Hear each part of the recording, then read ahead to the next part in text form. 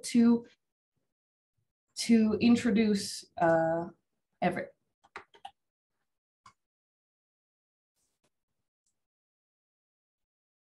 Hello, everybody. As she said, this is April Hines with the City of Everett. And I just want to take a couple of minutes and introduce myself and also kind of give some background as to why the City of Everett does these green garden events. And really the biggest reason why is because that stat that you can see on the slide right there that says 75% of pollutants entering Puget Sound comes from stormwater runoff.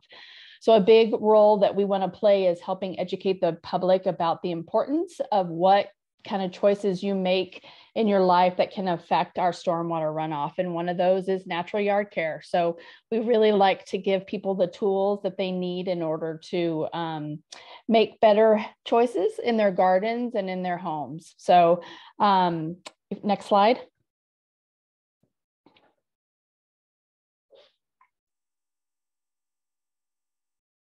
So one of the ways that we do that is we do a rain garden series. We also do a natural yard care series that you can see coming up. So we're doing, that's what that is tonight. This is the first of 2 series. And then next week, we'll actually have another one that's a hybrid, which is kind of fun and exciting. We're moving into the world where we're actually going to be meeting in person. So next week will be our hands-on gardening at the Evergreen Library. But if you're not quite ready to meet in person, we will also have an online version available for you. And then we have our upcoming rain garden tour. And then we're going to have some rain barrel workshops in May. So all of those events are available to you. So very excited tonight to have you all here. We appreciate you coming out, and we're excited to have the Snohomish Conservation District and WSU Master Gardeners to help really make this a robust program for everybody. So I think I'll hand it back to Laura. Awesome.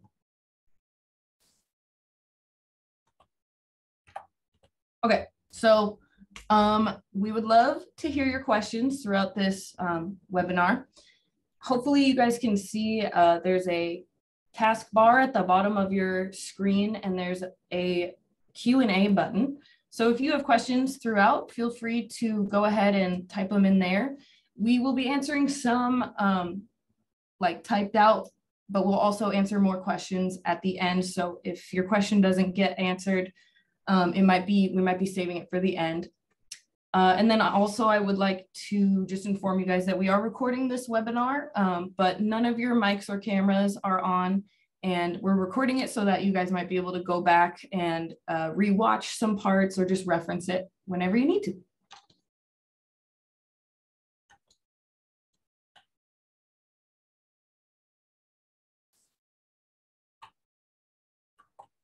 Okay, cool. So I just wanted to talk a little bit about what a conservation district is.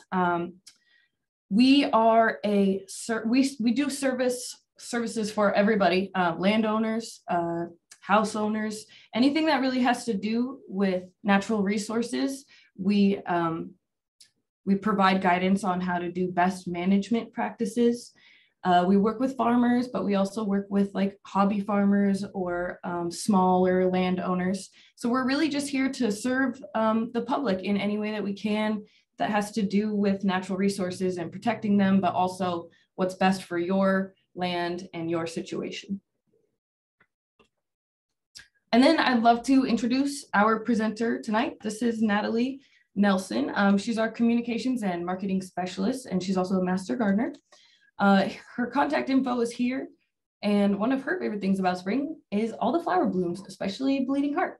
So I look forward to hearing her presentation tonight, and yeah, I'll pass it to Mary to talk really quickly about what is a master gardener.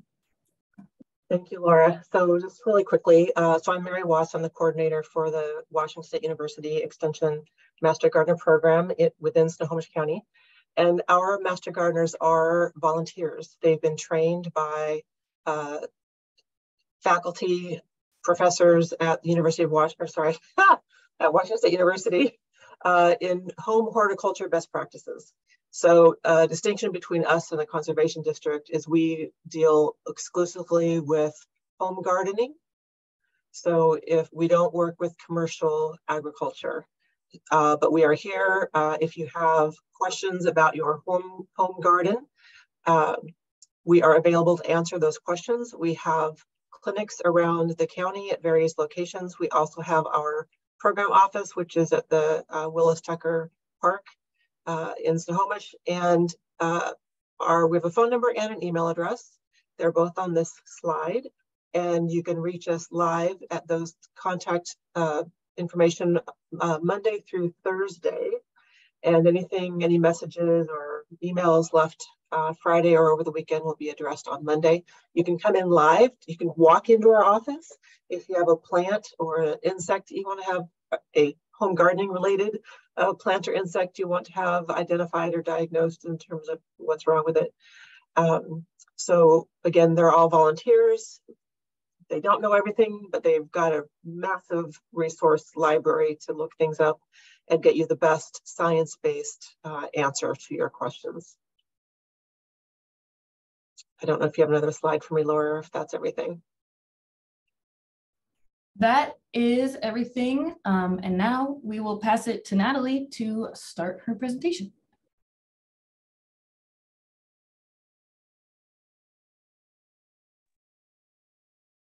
Thank you all and good evening.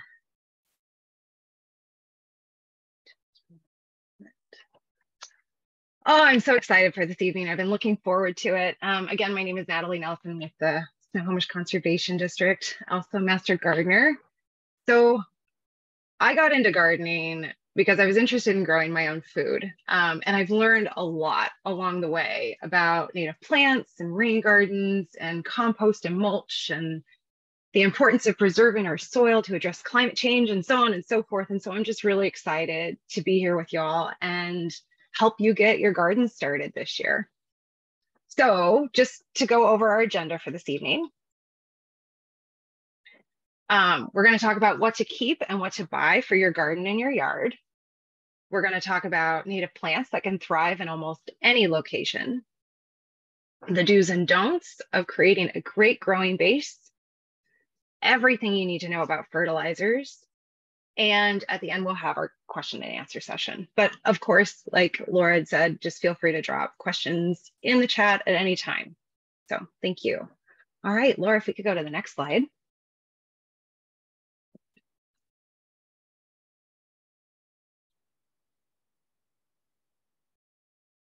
All right. So what to keep and what to buy for your garden and your yard. So I like to kind of start where you are. It's a good place to just kind of take inventory of what you already have in your yard or your garden. This will help you decide what direction you want to go and how you can get there.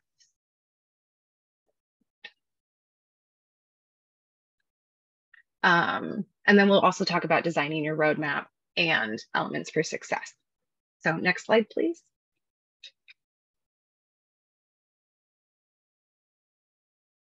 All right, so what do you have? Do you already have a lawn or a hedge or trees or a sculpture? You know, your lawn, is it full? Is it mossy? Does it have some holes in it? Your hedge, is it tall? Does it need a lot of manicuring and time? Trees, how tall are they? Do they provide shade? Are they evergreens? Do you have unique sculptures or maybe a bench in your yard that you want to highlight? Do you have raised garden beds to grow vegetables? Big deck?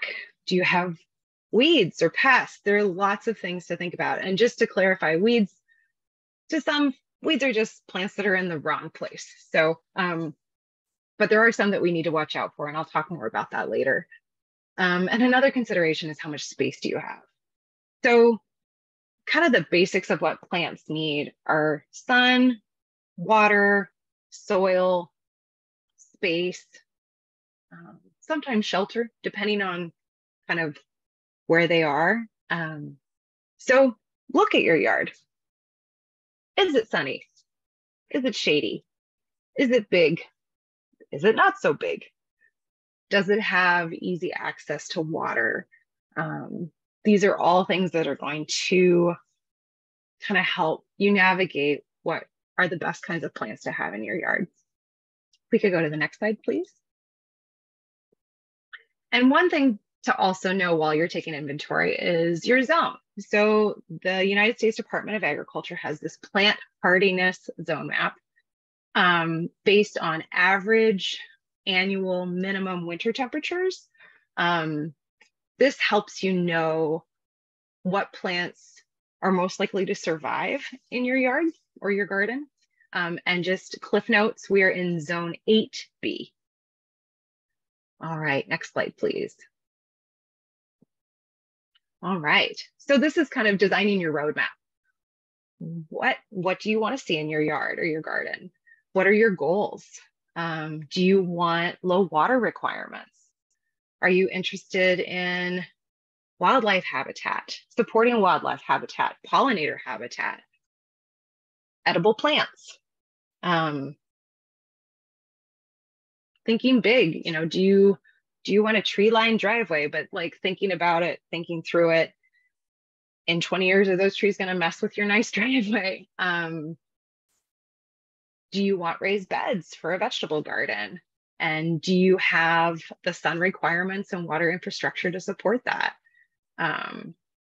Do you want hedges in the shapes of animals? Do you have the time and skill and desire to maintain those? Or do you want a set it and forget it kind of garden that doesn't require significant watering and supports your local wildlife and ecosystem? So these are all different things to think about when you're designing your roadmap of where you want to go with your garden. Next slide, please.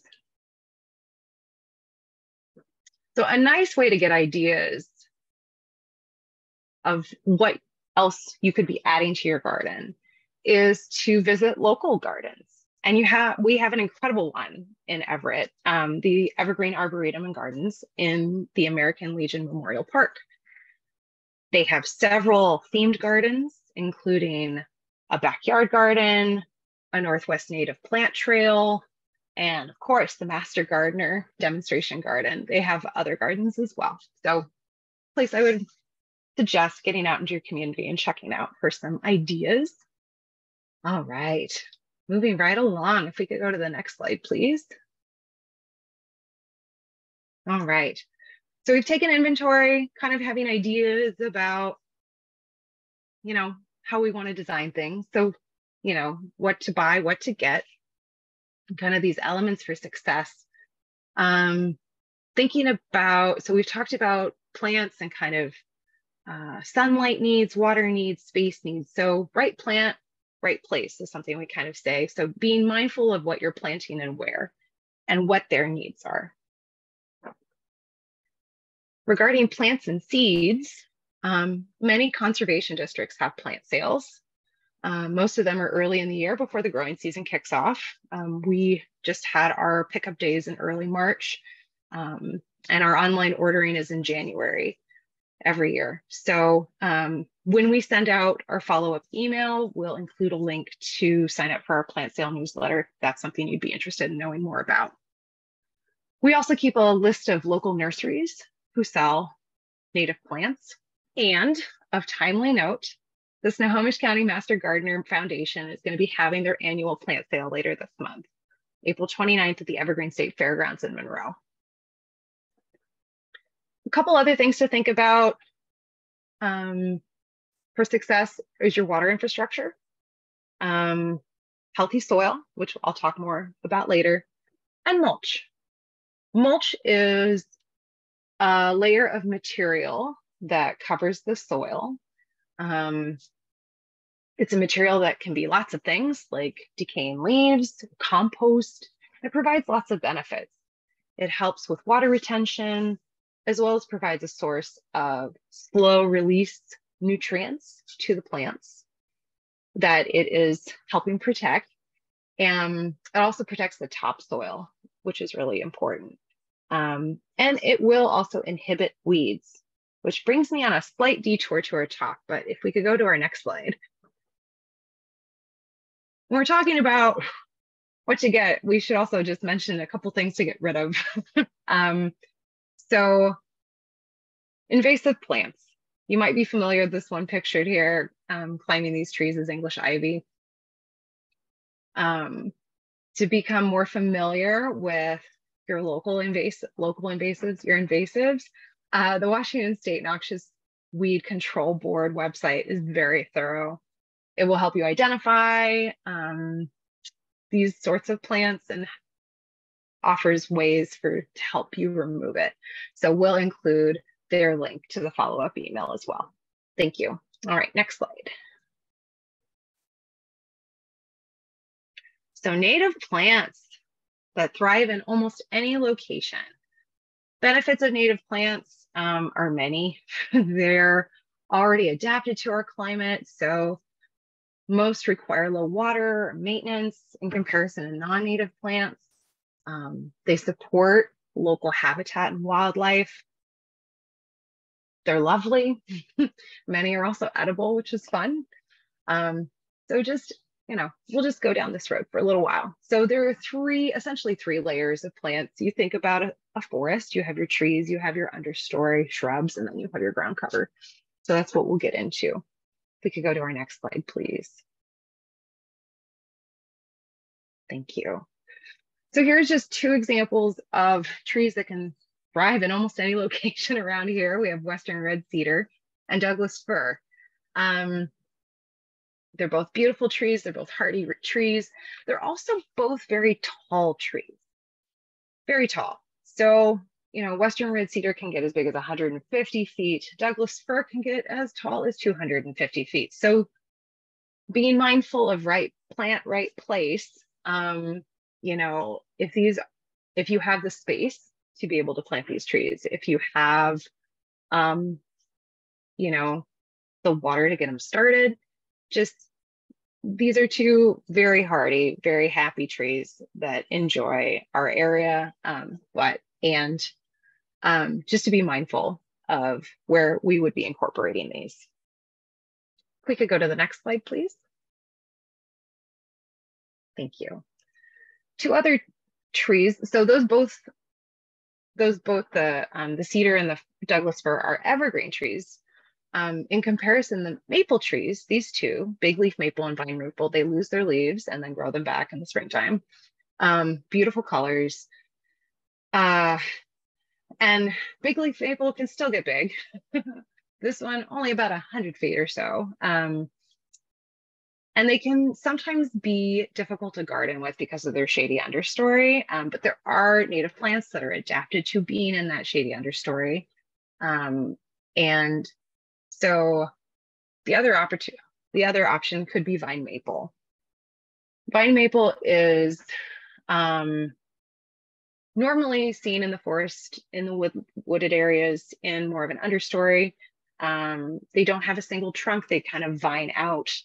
But they're only going to get about 22 feet tall as opposed to 100 or 150 feet. They can be a nice centerpiece to a yard or a garden and provide shade. So just a couple various trees to think about. We could go to the next slide, please. Thank you.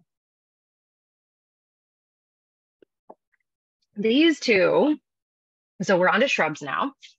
So we've gone from our tall trees to our next story. These two, Osoberry and red flowering currant, are two that you might be familiar with. They are, if you're noticing a lot of fresh green right now, these two are kind of the early bloomers. The early ones to come and provide foliage and flowers, which are really great for our local habitat as they start to wake up and come back, providing them with nutrients. So just a couple, and they're pretty flowers. Next slide, please. Thank you. So a couple other shrubs to consider: evergreen huckleberry, wonderful evergreen foliage that does turn red in the fall time, very lovely. Edible berries.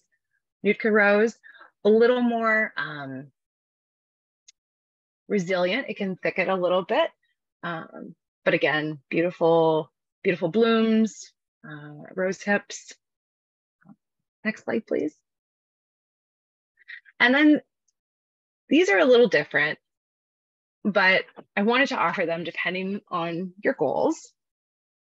Snowberry and thimbleberry, these are more thickety plants in that they come in, as you can see with the snowberry, they can come in together in thick. But if you're, depending on your landscape, if there is like a bluff or some kind of somewhere you're trying to prevent erosion, these can be very good plants to get in there and solidify things. And thimbleberries are tasty.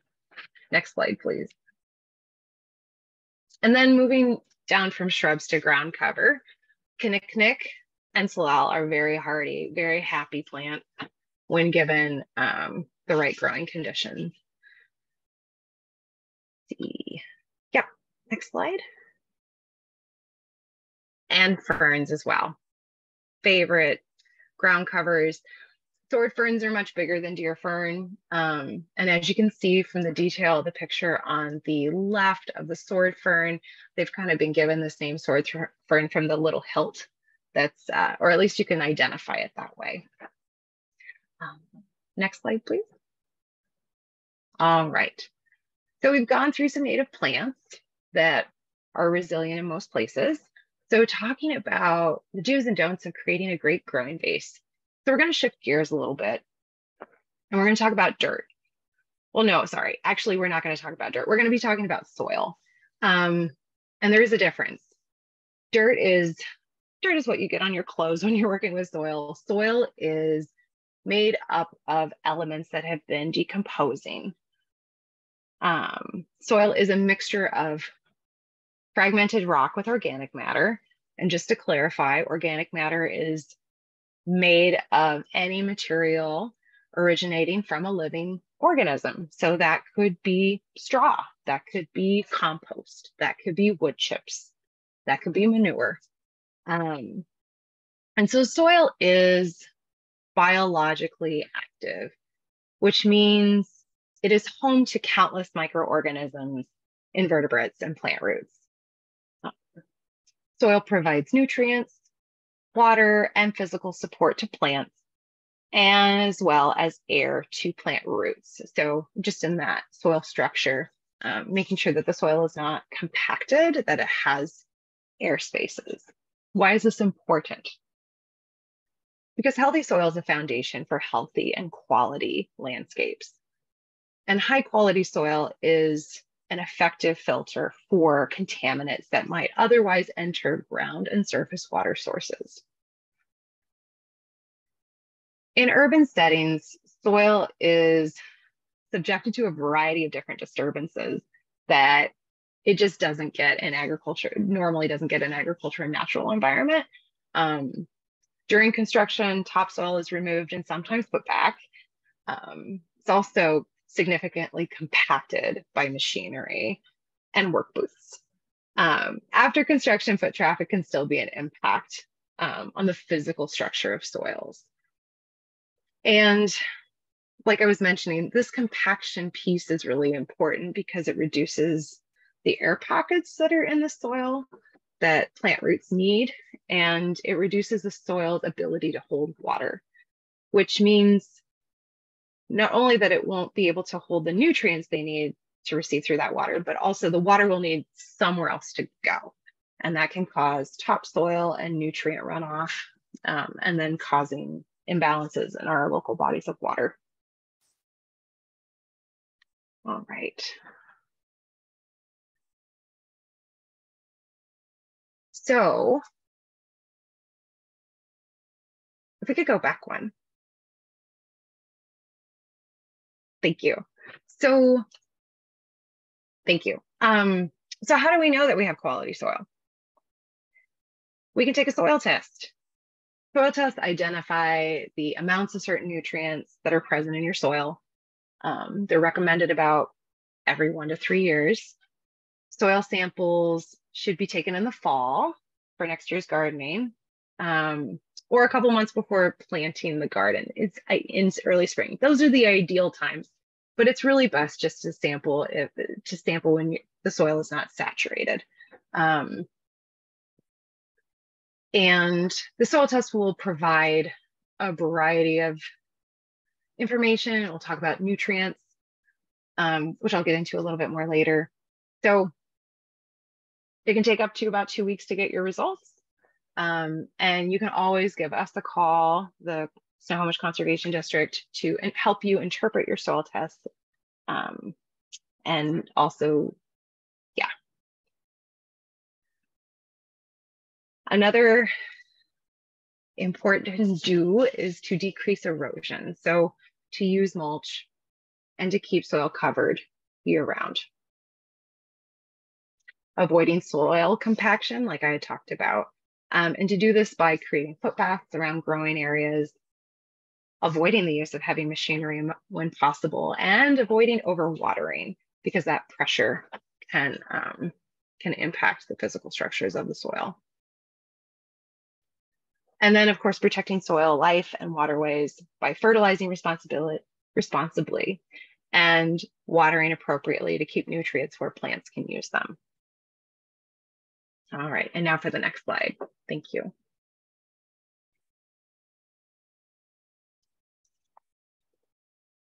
Everything you need to know about fertilizers, without going very, very in depth, but there is 17 nutrients, 17 that plants need to complete their life cycle.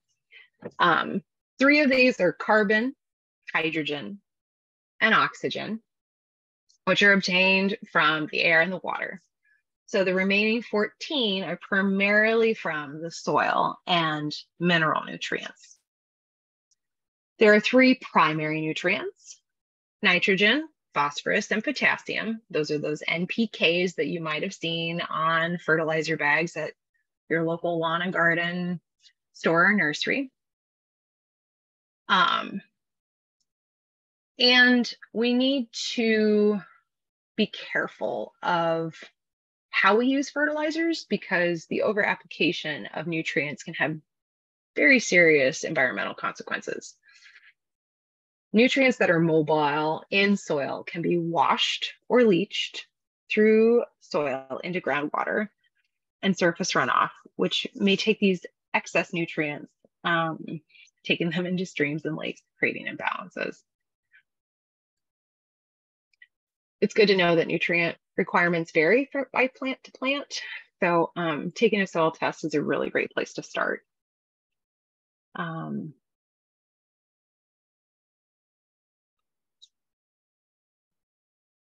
in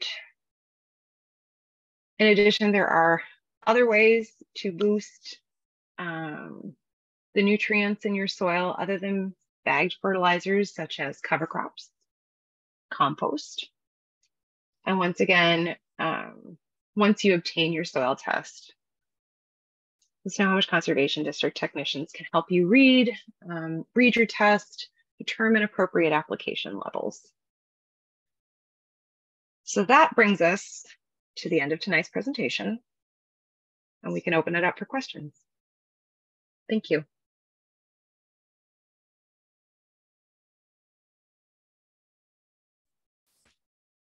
Okay. Yeah, we have just a few questions. So if you guys have more, send them. One question that we do have is, what is the healthy way to address moss in the lawn?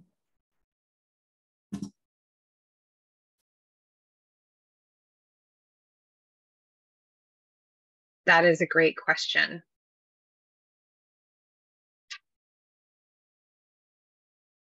And I'm gonna phone a friend here. I'm gonna bring in heavy hitter Sarah Rosero, also with Snohomish Conservation District. Yeah, thanks, Natalie. Yeah.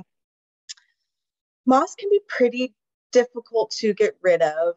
You know, there's manual removal by like raking. I know that there's also a dish soap dilution you can do with water to help kill the moss. But kind of doing more research as to why the moss is there to begin with. Are you in a really shady area? Do you have poor drainage in your soil? So all of those things can really lead to a lot of moss growing in your lawn. So some thatching and aerating can also help. But I know like just soap dilution, and then even like baking soda with water can help with moss as well. But it may come back. So kind of looking into how compacted are your soils, and, you know, is it a shadier area? Then it might be difficult to fully eradicate if it might just come back as well. All right. We have some other questions. Where do you have your soil tested? I can answer this one actually. If you guys go to our website, you can find our outreach email, which is just outreach@snahomishcd.org. And through there, you can ask, hey, do you guys know where I can get my soil tested? And then we can say, yeah, here's a list of places where you can go. We also have a booklet that's really helpful that we can send you. We have a physical version that we can send you through the mail, or a online version. So there's that one. And then another question for Natalie. How often should you fertilize your garden?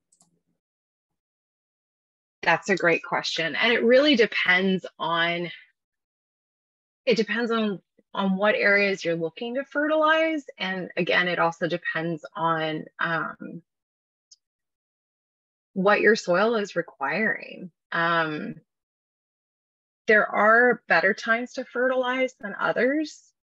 If you know that there's a lot of rain coming, it's not a great time to fertilize because the soil is not going to absorb those nutrients as fast as it's going to run off and run into the storm drains in our neighborhoods, and trickle down into our rivers and streams. So it kind of depends. I know that's a very vague question. I also know that the Master Gardeners have incredible resources on this as well. Could you repeat the question one more time, Laura? I just want to make sure that I'm addressing. Yeah, it was just how often should I fertilize my garden? Yeah, thank you. Yeah, it really depends on what you're trying to grow, and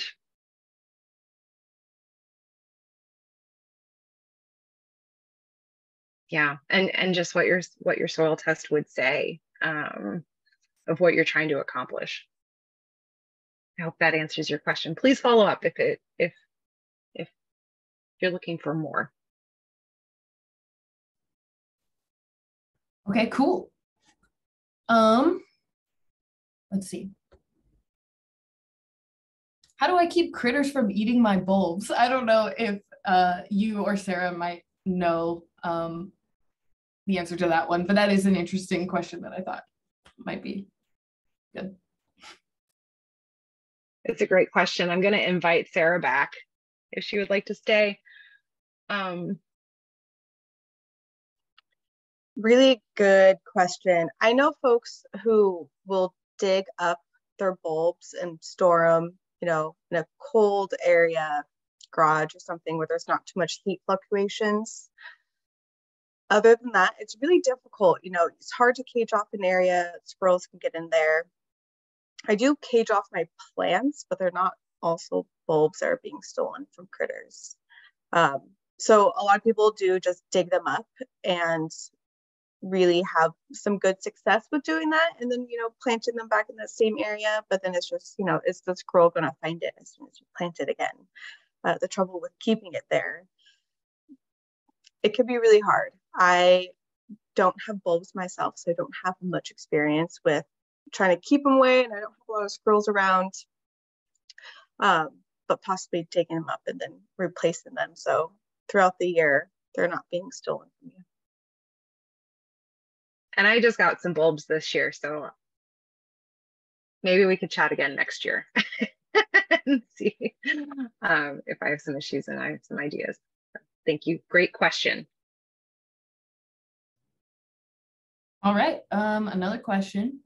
If you're still feeling answering all the questions, what are some plants that grow well under big leaf maple. And then they said, I just cut down a big patch of blackberry bushes that took over the area. Well, first of all, yay to taking out those blackberries. Those invasives, they like to take over. So let's see. Yeah. Plants that like to grow in the understory of a big leaf maple, just a couple. Salal likes that. Low Oregon grape and sword fern. They do pretty well under big leaf maple. Sarah, would you offer any others that you can think of? Yeah, I was also looking at this great resource called Grow Your Own Native Landscape.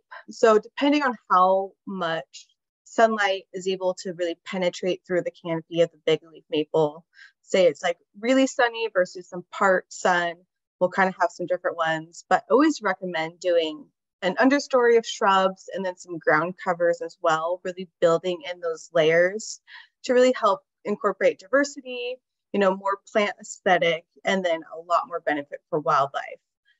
So some of the shrubs could be like Pacific Nine Bark, Salmonberry, Nootka Rose is always a good one, which Natalie talked about earlier. And then even some really beautiful ones like Evergreen Huckleberry, where you can eat the berries. Serviceberry is one of my favorite shrubs, where the berries are so delicious and the cedar waxwings will want to eat them as well. Even snowberry is a great one, and I really support sword fern as an option. And those are kind of ones for like a bit shadier areas. And then when there's an area that has some sun as well, Pacific Bleeding Heart, another one that Natalie had commented on as her favorite one. And then Red Osier Dogwood, which is a nice versatile, really vigorous shrub that has beautiful orange branches, and it's really pretty in the winter. So those are good, some options too. And I think you should be able to find that resource online, Grow Your Own Native Landscape. And if you can't find it online, we have a PDF. So if you want to email outreach, then we can send that to you. Cool. Well, we definitely have more questions, and I think we have time to answer them, but just real quick, since you guys might be trickling out, I just wanted to mention a few things before you go. I just want to thank Natalie for her awesome presentation. We will be sending out a follow-up email with the recording of this webinar. So like if you head out now and then we answer some more questions, you could go back and watch the questions that you missed. And we'll also have some other resources for you in there. Our contact information will be in there and ways that you can utilize the services that the district offers. So yeah, I just want to thank everybody for being here real quick before people might start heading out. And I also want to say thank you to the city of Everett. Without them, we wouldn't be doing this. So it's really cool. And thank you guys. And with that, I will we'll do another question here. Let's see. The ground cover you mentioned, Kinnikinnick, is that a good one if you struggle with weeds/grass growing through current ground cover? Does it grow in thick?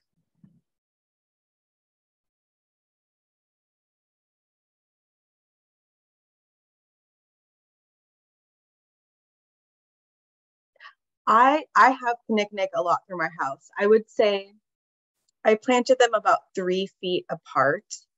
It doesn't grow in super thick, and I think it really is dependent on the environmental conditions you're planting it in. So it could be, you know, if you have some bigger, sorry, and also referring back to the question. So if you struggle with weeds, grass growing in current grounds. So it can grow in thick. It really is just a low spreader. I would say it would take time to really get a dense thickness if that's what you're going for. But it does grow with other things. So being able to establish it somewhere and then maybe get even another creeping low spreading one like coastal strawberry or something along those lines. It does really well in different soil conditions. So maybe that's another good ground cover.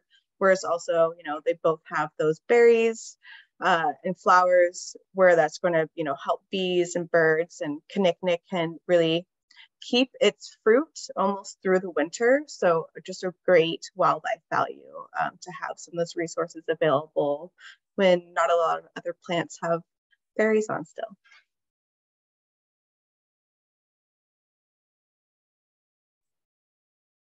Awesome. There's one question here. Can a rain garden be set up on a fairly steep slope? And they said, yes, I'm going to attend the class on rain gardens. So maybe I'll get the answer then. And yeah, that's what I would recommend, is attending the class about rain gardens. Yeah, it'll probably be answered then is what I'll say. Okay, also there was one that was interesting. What are the essential tools to buy for first timers? We have a big yard with big trees, shrubs, English ivy, and a lot of weeds.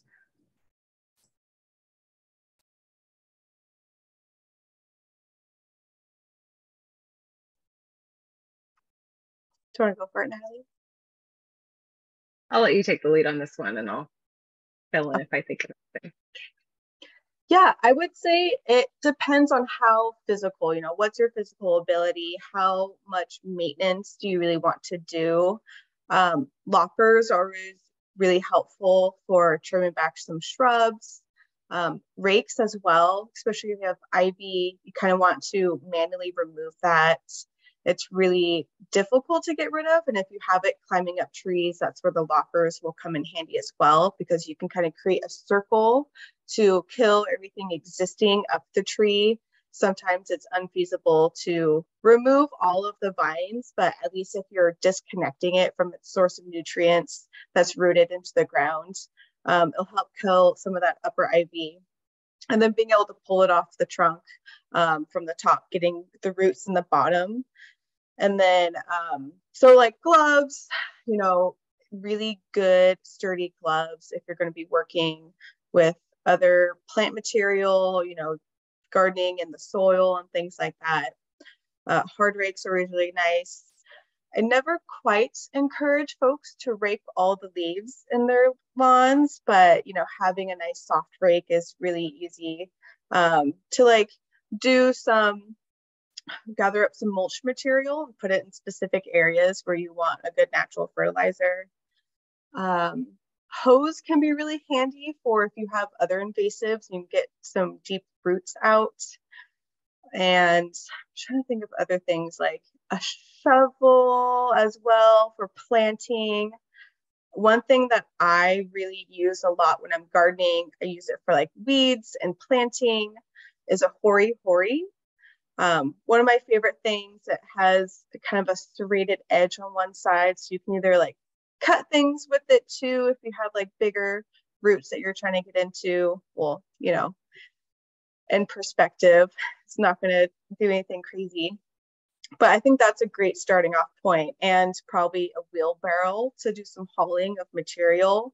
If, you know, I always say, folks, if you can't really tolerate the leaves, gather them up and distribute them to your garden beds, or like hide it in an area where you're not completely getting rid of them, and being able to kind of spread those nutrients around and have some habitat for wildlife during the winter months, because butterfly larvae will sometimes be embedded in leaves. And it's really important for them to have that source of cover. Same with insects, they'll be their source of cover during the winter and fall. And then birds can do some browsing and gleaning in there too. So kind of some of those basics to really do some of these, you know, natural yard care and fun gardening aspects. So congrats, sounds like an exciting adventure to start, and what a nice spring to do it to.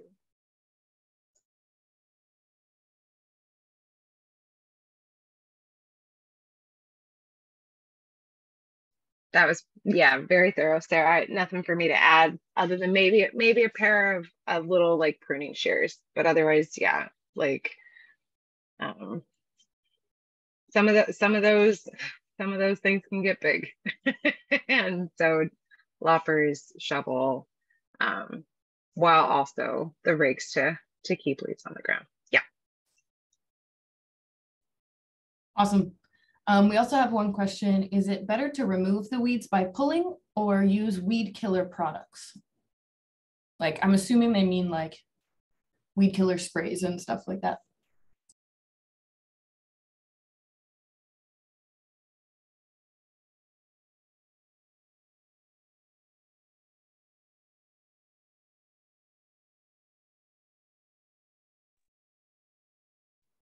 I always encourage folks to pull up the weeds manually.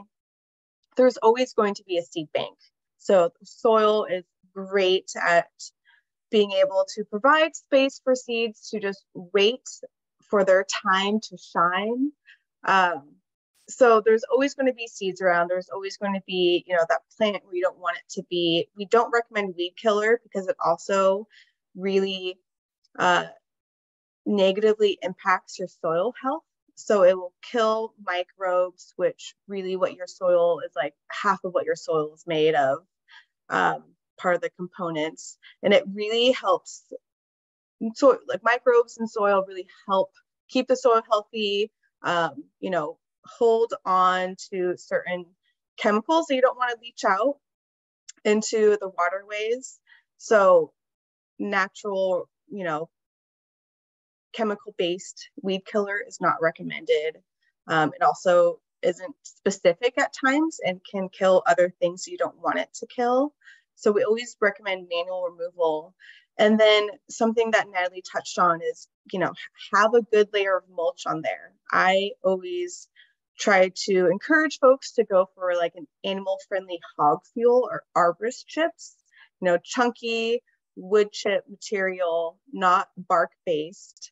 Because it has all those benefits that Natalie spoke to earlier, water retention, slow release of nutrients, but it's also going to be the best barrier against weeds. So get some mulch. Sometimes they have free arborist wood drops, like wood chip drops. I think it's Get Chips or chipdrop.com where you can sign up. So if an arborist is in the area, chipping trees, they maybe will just give you a free dump if you have an area for them to drop at. So that is my recommendation always, is to put mulch on top of it, pull the weeds, and then really deal with the reason why the weeds are there, because there's some soil exposed or some disturbance of some type happening. Thank you, Sarah. And to add to that, there are some weeds that there are better times to remove them, like blackberry, like around the fall time, it's a good time to get in there and get the bulbs out. Again, using manual tools to do that. So. Okay, I think I'm gonna do 3 more questions, if that's cool with everyone. This one, what native plants should you avoid if you have a dog?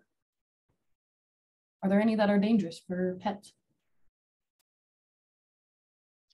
Off the top of my head, big leaf lupin. I know lupin's pretty toxic, and so are black-eyed Susan, but we're certainly not experts. So we're not going to know all of the types of plants that are, poisonous to dogs. A lot of plants are. I try to keep my dogs away from the plants. Sometimes they'll get into something and I get a bit worried of like, oh gosh, what are you chewing on? So it really is very difficult to have something in your yard that your dog won't be toxic to your dog. I know for my dogs especially, they tend to stay away from a lot of the plants. Like they kind of know, right? And I'm not saying every dog will, but veterinarians, and other sources of information like that will have a list of, these are the most toxic plants. So like I said, a lot of plants are toxic to dogs. It's just, is it one tiny piece of the plant that's going to be the most toxic? Some are just more toxic than others. So I think really keeping focused on those like really toxic ones and keeping them out of your yard. And blue-eyed black-eyed Susan is one of those. That's pretty toxic.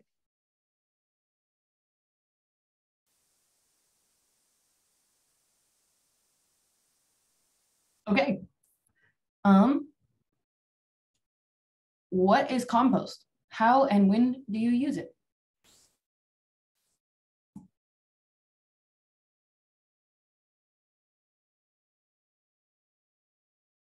That is a great question. So compost is, well, it can be lots of things. You know, it's organic matter. It was something that is now decaying, for lack of a better term, and it's releasing its nutrients. And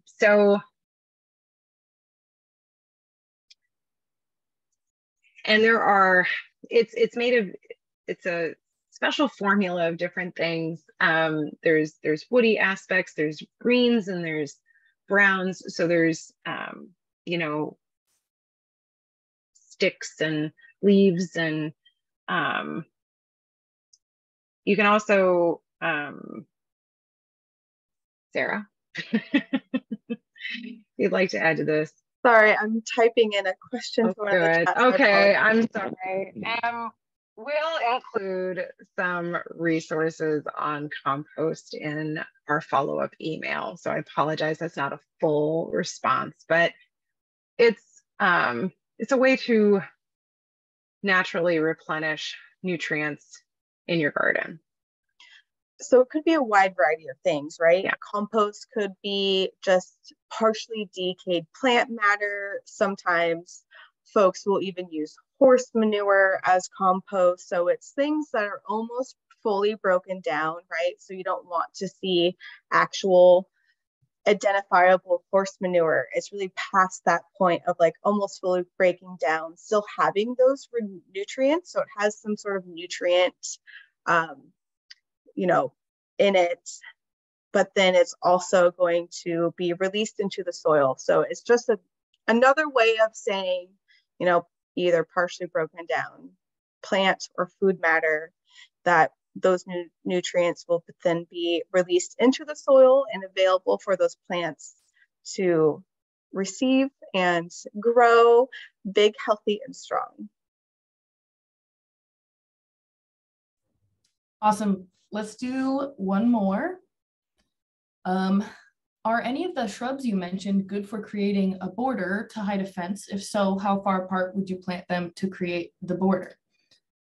I personally have seen thimbleberries do a good job of this, because they have like some pretty big leaves, and if they're healthy, they grow pretty big. Not super tall, so I don't know how tall the fence is, but they're also delicious. But anyway, so that's my 2 cents.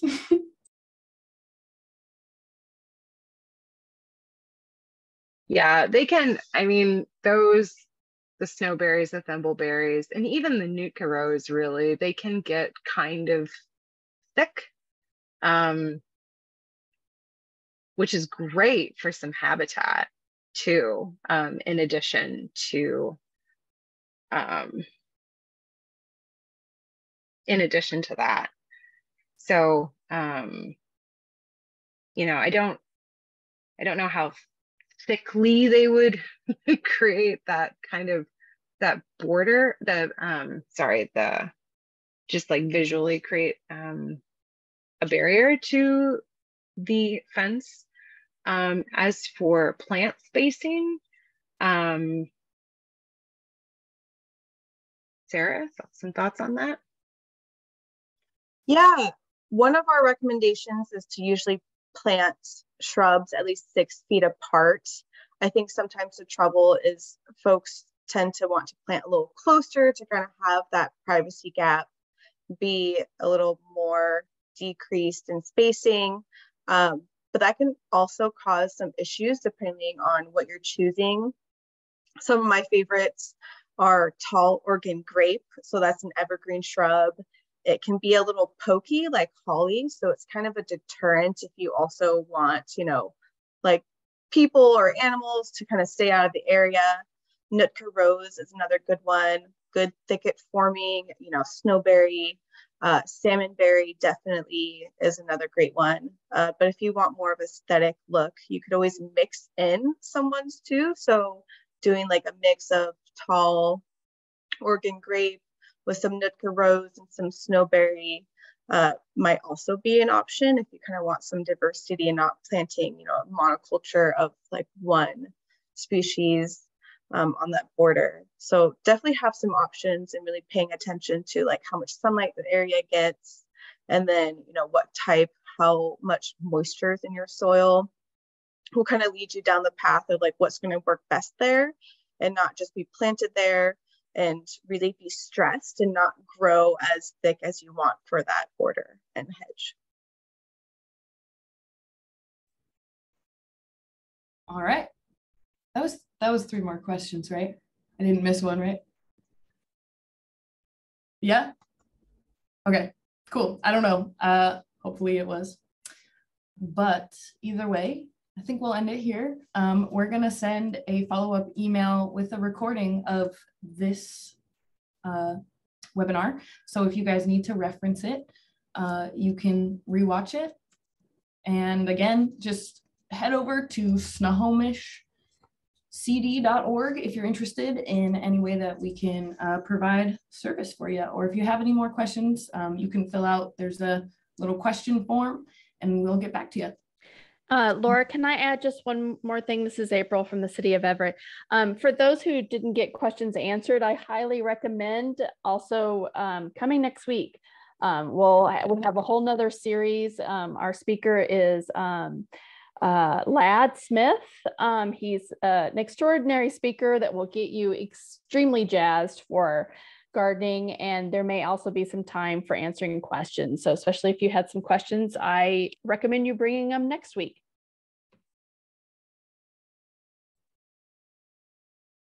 Awesome. Does anybody have anything else before we end? All right. 1 second, I'm typing one more answer. I'm sorry.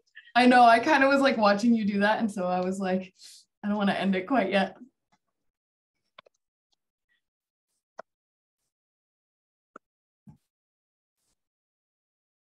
Okay. Perfect. Yeah, appreciate you all. Yes, thank you guys for coming. Yeah, definitely check out the rest of the Natural Yard Care series, especially next week. It's going to be fun at the library or online. So yeah, thanks y'all.